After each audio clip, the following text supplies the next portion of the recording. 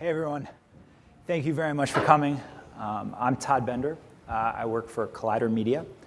We're a technology company and our focus is on helping publishers and content creators make more money. And the space we operate in is the ad tech ecosystem. And if you've done any business in digital advertising, you know how complex it is. And we've got a pretty unique space within this ecosystem. We've got a good viewpoint to sort of see what's happening. And there's a lot going on from a complexity standpoint. And I think we're starting to notice a number of trends and something that we're calling ad tech 2.0, because it seems like over the past few years, we've sort of hit an inflection point as an industry. And we're moving from an industry where there's this initial burst of activity and innovation into a new period. And what I wanted to talk about today was a little bit of those trends, sort of the old ad tech 1.0 and then the new ad tech 2.0. I think one of the unique things, when we look back at advertising technology and what's been developed over the past few years, is one of the kind of key concepts is that a lot of the initial investment and innovation was focused on the buy side. Advertisers came in and they were aggressively looking to hit their targets, whether they were trying to acquire consumers or drive brand awareness. They were the ones with the motivation. So they came into the space and were super aggressive.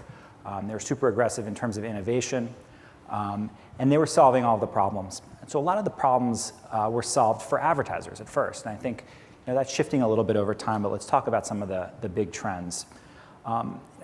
Where this left us ultimately is, and this is a key point in ad tech 1.0. When I think about ad tech 1.0, it's really display advertising. That's kind of the key driver. And this is a familiar scene to anyone who spends any time on the internet. And what I'm showing here is that what happened was there was a glut of inventory. And this had to do with the business model. This had to do with the advertiser objectives, advertisers pushing direct response objectives.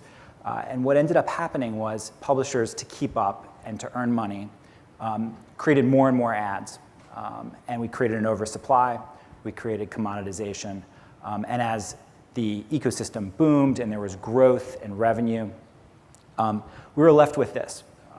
And it wasn't great for publishers. It wasn't great for advertisers. It wasn't great for consumers. But nonetheless, it's where we were. So really, ad tech 1.0 was about an oversupply of inventory. The other really important thing that happened is when you talk about ad tech, it's about buying in a unique way, and a lot of that has to do with user-level targeting, right? So it's looking at demand-side platforms and exchanges and data companies. And what we saw was a decoupling of inventory and data. And from a publisher perspective, what this meant is that the buy side came in, they brought their data, they were able to essentially buy based on their own audiences, and the publisher sort of lost a little bit of control from a data standpoint. Now, I think data is great, and buying based on audiences is a huge driver. It's a driver for advertisers. It creates value for everybody. But the initial development, when we looked over the past 10 years, as audience targeting grew up, it was in a situation where the buy side had the data, and the data was being pulled apart from the impression. And I think what this did was it put publishers and content creators, they were a little bit behind the curve because they were not in control of the data themselves. And then the next really big important theme is around silos. And when you think about silos, there are really silos in all kinds. It was about different devices, whether it's a PC or a mobile phone. Its formats, display advertising, rich media, video advertising, business models, CPA, CPC, flat fee sponsorships, and business models all kind of cropping up. There are different business models in video advertising than there were in display advertising. And then from a marketing objective standpoint, advertisers were looking at performance advertising and brand advertising very differently. So it was all about these silos. And if you look at the agencies, you had agency teams that were working in their own silos. You had the digital teams separated from the TV teams, and you had even the client companies were looking at digital very differently than they were looking at traditional advertising. And so what this did was it really hurt the marketer. And marketers don't care about silos, they don't care about devices, they don't care about business models, they care about consumers. They care about hitting marketing objectives, changing behavior, increasing perception. They care about human objectives. And Ad Tech 1.0, I think a lot of it was because of the fact that we were solving really hard technical problems at the time, and doing so in a really innovative way. It was hard to solve them without focusing on a specific silo. So we have lots of companies that are focusing on one very specific thing, and lots of very siloed business models and formats. And what I think this has done is, when you look at the publisher, what's the publisher role in this? So you look at the three things that we've talked through, and these are things that have happened. They're not going to unhappen. I guess the saying is the toothpaste isn't going to go back in the tube. But when you look at what we've seen from the three themes that I talked about, really, the publisher doesn't come out great in these. And I think a lot of that had to do with that initial focus on the buy side from an investment standpoint and an innovation standpoint. What we're seeing, though, is really a shift. Just going to go back. We're seeing, my animation's not working. We're seeing a shift. We're seeing the balance tilt from innovation and focus and development on the buy side back towards the publishers. And as the technology matures, I think, if you look back, the story's not so great, but I think looking forward, there are a lot of things that publishers have to be really, really optimistic about. And we see it really as a rebalancing of power and things kind of coming back into a position where the publisher and the content creator is in a much better space.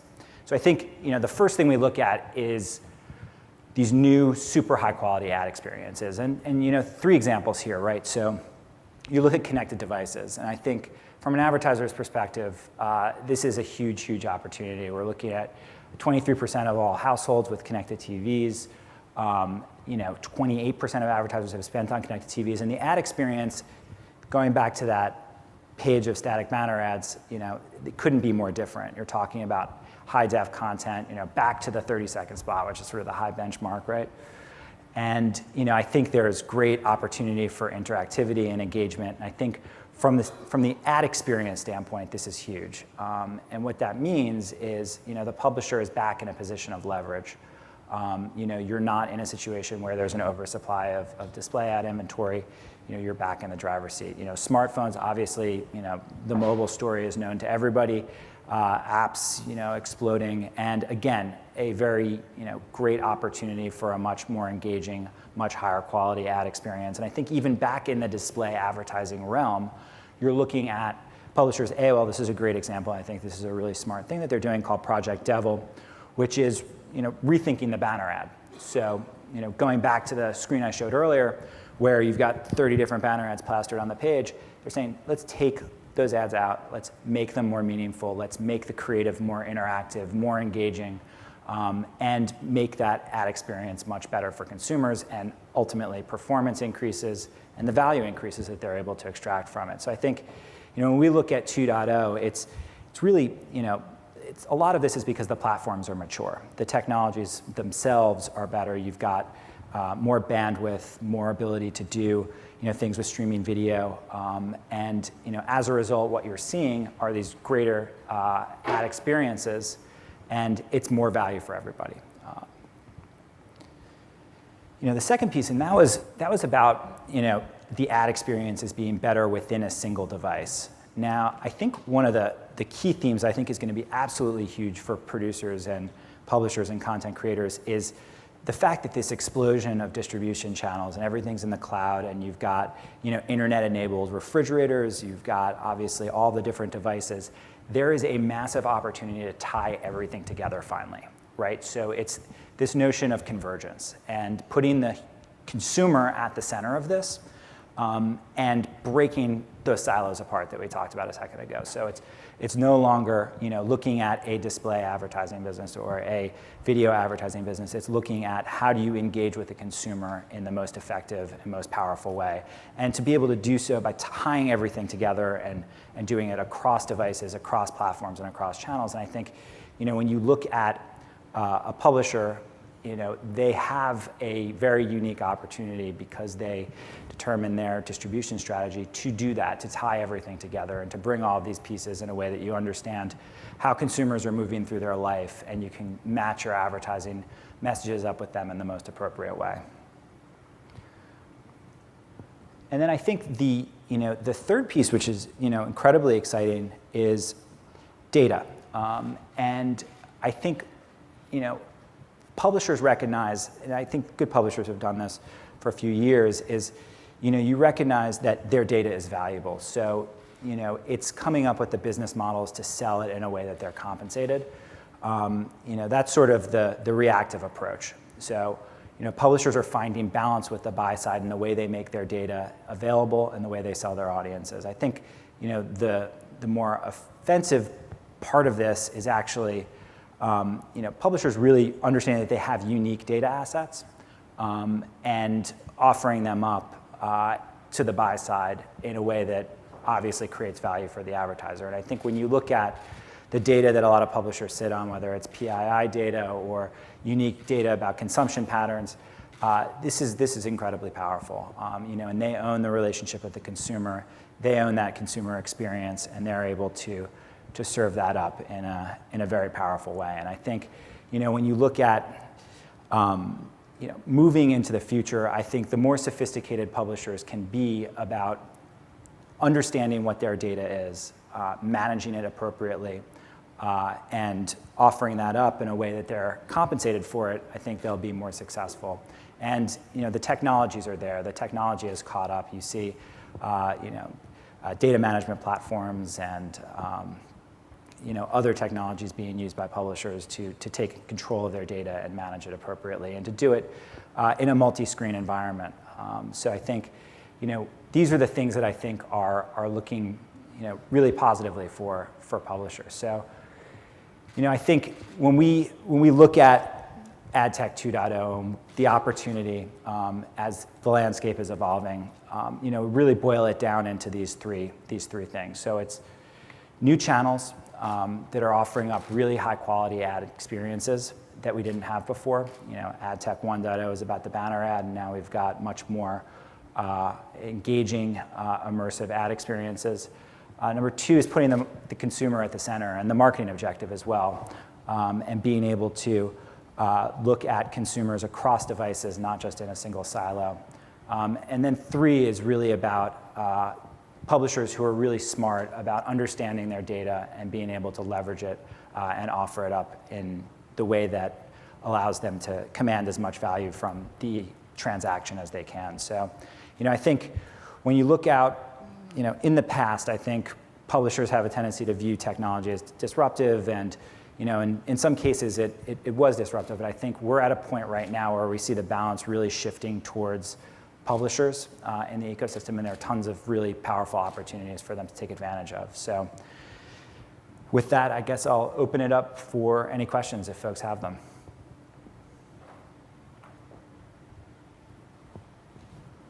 How do you monetize that data if you're a publisher?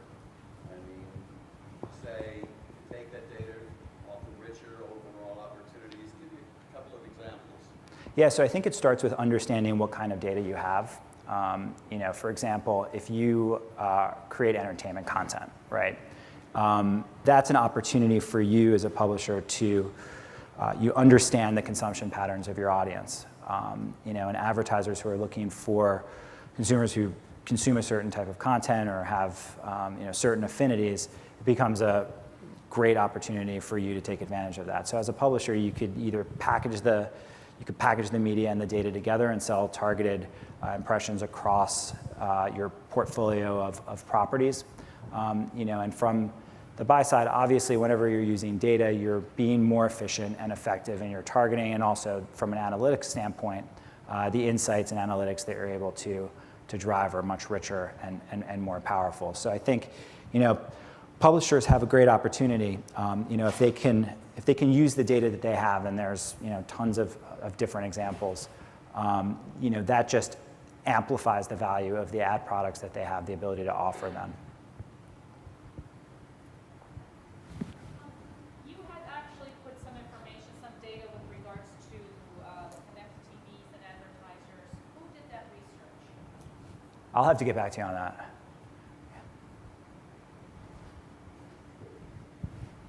So you said, talked about breaking the silence of the device and not having a lot of inventory that you have to display. But I know that there's some thoughts that we're going to start to have the same inventory problem with mobile. Is that something that content creators can kind of hedge against yet? Yeah, I mean, I think the important thing is, having the tools and technology to understand yield, right? As a publisher, the answer isn't always more impressions. And I think, the most important thing is to create products that are compelling. And, you do that, and then there's an opportunity to understand from, do the math.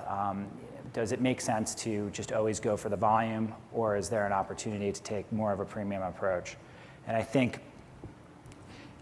mobile, on the display side, again, you're starting to see there's a lot of inventory out there, and there's, a strong sort of performance advertising space.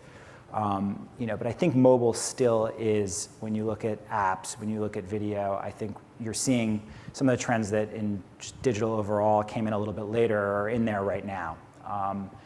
So when you look at apps, there's really powerful opportunities. Video is huge in mobile. So the other thing too is with mobile, I think from an audience targeting standpoint, there's a massive opportunity. I think the immediacy of the device, and I think there are, when you look at authenticated app experiences, oftentimes those are connected to PII, which are very powerful from a data standpoint. So I think that's a huge opportunity within mobile, and I think that's where a lot of publishers that are using it in the right way are seeing a ton of value created.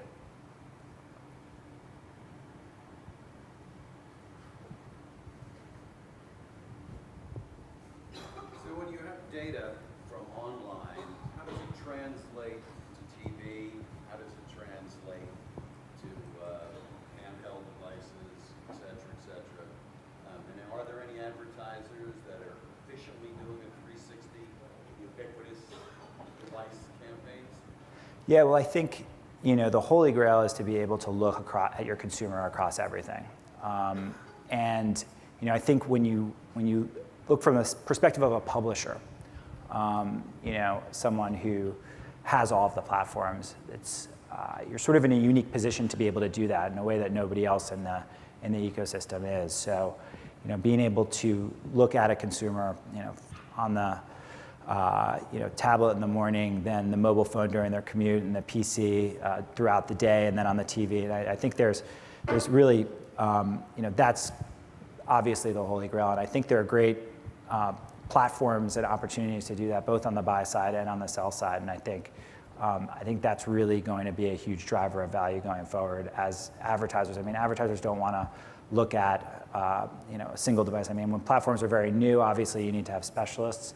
But I think at the end of the day, it's about a single consumer and understanding, your reach and exposure to that consumer throughout the day, throughout the marketing funnel, over time.